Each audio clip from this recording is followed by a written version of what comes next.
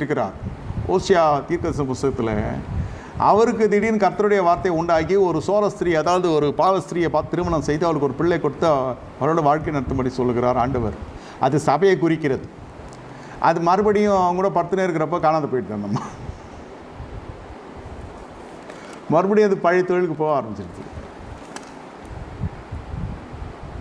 நல்லா புரிந்து கொள்ளுங்க, பாவத்தில் இருக்கிற ஜனங்களை நீங்கள் நேசித்து ஒரு வழியை திறந்து கொடுத்தாலும் பூர்ணமான தலைமைத்துவம் இல்லாத பட்சத்தில் அது மறுபடியும் பழைய தொழில் போயிடும். ஆனால் பழைய தொழிலில் உச்சகட்டத்தில் இருந்த ஒரு பெரிய ஒரு நட்சத்திரம் இது.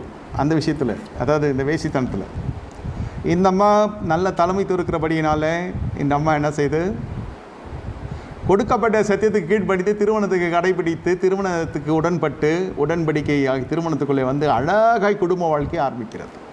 இது தீர்க்கதரிசி நேரே போய்